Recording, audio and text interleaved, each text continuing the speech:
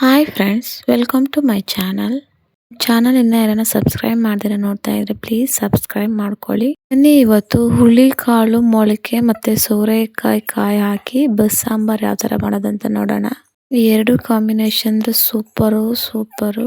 ಸಾರು ಇನ್ನೂ ಸೂಪರ್ ಆಗಿರುತ್ತೆ. ಬನ್ನಿ ಯಾವ ತರ ಮಾಡೋದಂತ ನೋಡೋಣ. ಹುಳಿ ಕಾಳನ್ನ ಚೆನ್ನಾಗಿ ವಾಶ್ ಮಾಡಿಬಿಟ್ಟು ಓವರ್ ನೈಟ್ ಸೋಕ್ ಮಾಡಿ, ಆಮೇಲೆ ಒಂದು ಕ್ಲಾತ್ ಅಲ್ಲಿ ಅದನ್ನ ಗಂಟಿಕ್ಕಿ ಮೊಳಕೆ ಬರುತ್ತೆ. ಆಮೇಲೆ ಇಲ್ಲಿ ನಾನು 2 ಸೋರೆಕಾಯಿ ಎತ್ಕೊಂಡು ಚೆನ್ನಾಗಿ ಅದ್ರ ಮೇಲೆ ಇರೋದು ಹೀಲೆಲ್ಲ ರಿಮೂವ್ ಮಾಡಿ ಸಣ್ಣ ಸಣ್ಣದಾಗಿ ಕಟ್ ಮಾಡ್ಕೊಂಡಿದ್ದೀನಿ.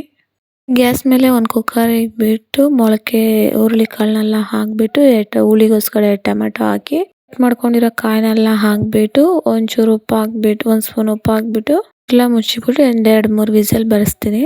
ವಿಸಿಲ್ ಎಲ್ಲ ಬಂದಾದ್ಮೇಲೆ ಅದನ್ನೆಲ್ಲ ಸಪ್ರೇಟ್ ಮಾಡ್ಕೊಳ್ಳಿ. ಪಲ್ಯ ಬೇರೆ ಇದು ಬೇರೆ.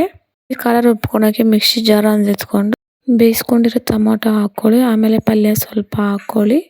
ಕೊತ್ತಂಬರಿ ಸ್ವಲ್ಪ ಹಾಕ್ಕೊಂಡು 1 ಸ್ಪೂನ್ ಖಾರ ಪುಡಿ, 1 ಸ್ಪೂನ್ ಜೀರಿಗೆ, 1/4 ಸ್ಪೂನ್ ಮೆಣಸು ಹಾಕ್ಕೊಳ್ಳಿ. ತೆಂಗಿನಕಾಯಿ ಸ್ವಲ್ಪ ಒಂದು ಅರ್ಧ ಸ್ಪೂನ್ ಉಪ್ಪು ಹಾಕ್ಕೊಳ್ಳಿ. ಈರುಳ್ಳಿ ಬೆಳ್ಳುಳ್ಳಿ ಫ್ರೈ ಮಾಡಿ ಹಾಕ್ಕೊಳ್ಳಿ. ಇದನ್ನೆಲ್ಲ ಚೆನ್ನಾಗಿ ಪೇಸ್ಟ್ ಮಾಡ್ಕೊಂಬರೋಣ.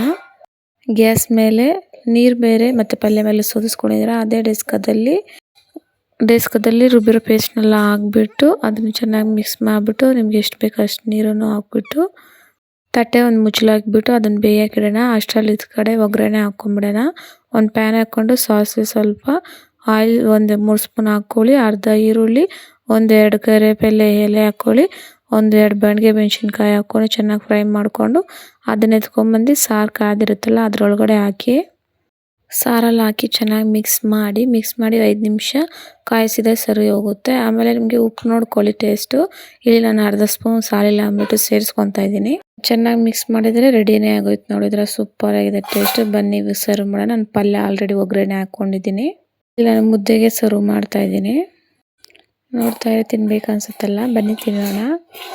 ಸೂಪರ್ ಆಗಿದೆ ಟೇಸ್ಟ್. ನೀವು ಟ್ರೈ ಮಾಡಿ ನೋಡಿ. ವಿಡಿಯೋ ಇಷ್ಟ ಆಗಿದೆ ಲೈಕ್ ಮಾಡಿ, ಶೇರ್ ಮಾಡಿ, ಕಮೆಂಟ್ ಮಾಡಿ. ಬೈ.